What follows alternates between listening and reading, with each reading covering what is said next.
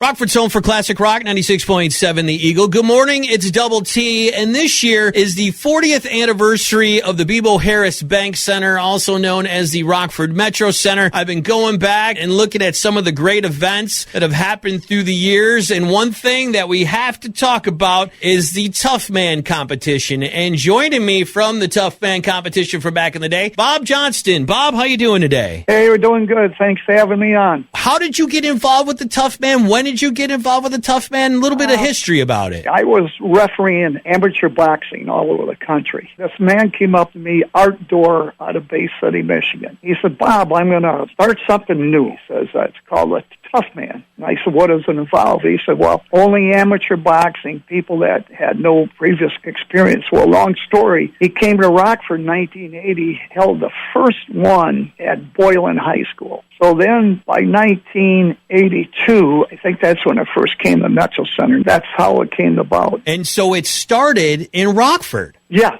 After it got going, how many other cities did they have a Toughman? And we were in actually 27 states. It was that big. I worked shows all over Illinois, Danville, Bloomington. I'm talking to Bob Johnston from the Toughman Competition. For someone that might not be as familiar with the Toughman Competition, what exactly was it? It gave the opportunity to the average guy. At the Rockford Metro Center, I mean, we had guys that just got out of prison, aldermans, we had other political people get in, and it was for just amateurs only. We started 2-minute rounds, 3 rounds, but we went to 1 minute, made it more action. And it was unbelievable. The people that always wanted to put the gloves on, some guys might have made it 1 round, some guys would win it. You never knew. This is what drew the attention of the participants. They just wanted to get in. If you entered the Toughman, how many fights would you end up doing over the weekend? It would be normally like 3 to 4 at the most, but realize they're only 1 minute fights. And we wouldn't back them up where they had to come right back in the ringer.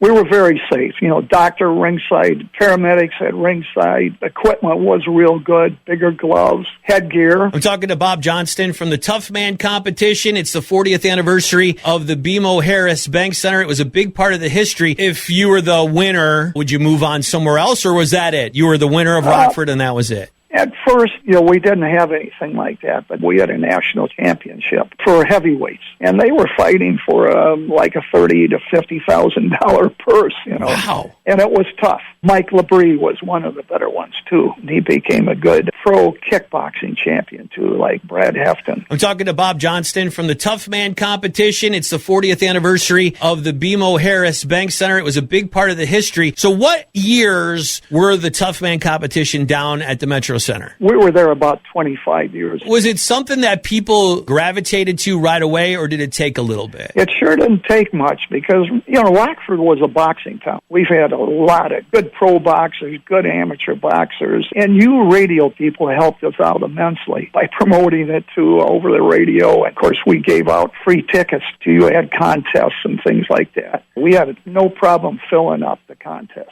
It was amazing to me when I first came to town and I heard about it. There wasn't a ton of things going down at the Metro Center, so this was an annual event. It was multiple days, and it sold out, and the place was packed, and people were going crazy and having a great time. It was a great show for them. Toughman made more money for the Metro Center than any other event they could bring in because, most of your events or singers that you bring in, they have to pay big money for them. This was nothing, really, and we were kind of co-sponsors together, Toughman and the Metro Center, as far as some advertising and things like this. They were great people to work for. They really were. But we had no problem. We would get, like you say, it's a 2-day event, always the first week, second week in February every year. Not much going on there other than high school basketball. Best show ever. It was in February that time, and I don't know what year it was. And we had like 25 below. They were canceling high school basketball games, and, you had Boylan West, Hononegah, everybody,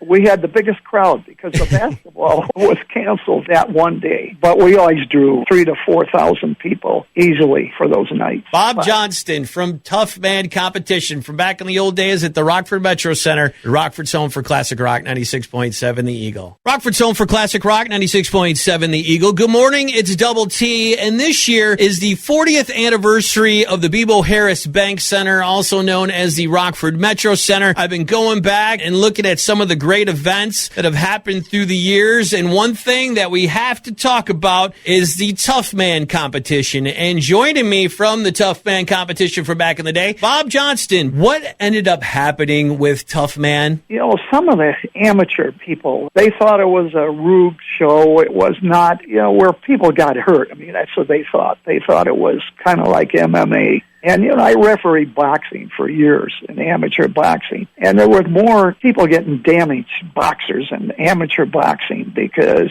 they let it go. When I refereed, when I came to do all those shows at Toughman, Doug, he was a manager of the Metro Center. He'd always say to me, Bob, take care of those guys in there. And I said, Doug, I refereed and I appreciate what you're saying, but I said, I always stop the bout, one blow early and one blow late. And I watched these guys, so we took care of them. But what happened was, in Florida, we had women in some bouts. Even in Rockford, we'd have maybe 8 women get in. Some years we'd have 4. A lady died in the ring down in Florida. What it was, we fill out an application. We have to have all their medical things, and they have a physical before the fight. So that one there, she was in an auto accident before the bouts in Florida, and she didn't put that down, and she had like a concussion. She died in the ring, and that set off, oh boy, their family went around, and that's when Governor Blagojevich came in. And matter of fact, Mark Bielen and myself went out to Boylan when he had a political thing there, and I know he was trying to stop Toughman.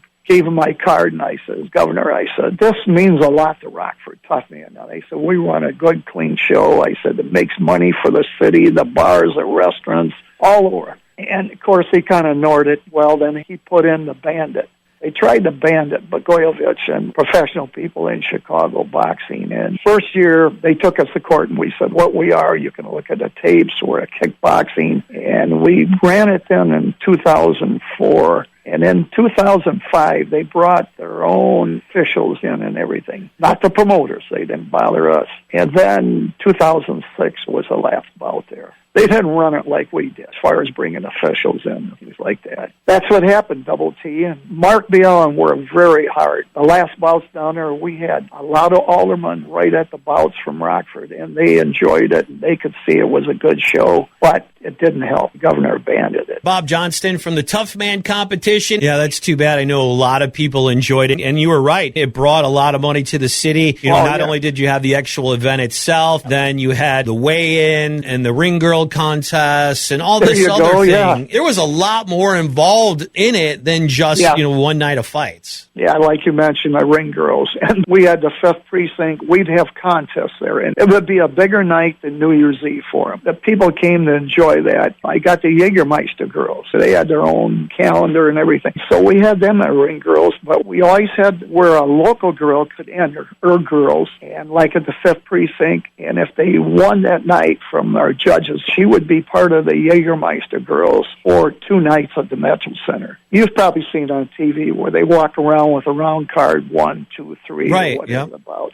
The crowd went crazy for him. Well, thank you so much for taking the time and reliving some of the memories from the old Toughman days. I know a lot of people enjoyed it. Thank you so much for taking the time. Hey, that's all right, Double T. I appreciate you talking about it. People will be happy to hear about it again. Appreciate you taking the time. All right, Double T, thank you very much. Yeah. Bob Johnston from Toughman Competition from back in the old days at the Rockford Metro Center. Rockford's home for classic rock, 96.7 The Eagle.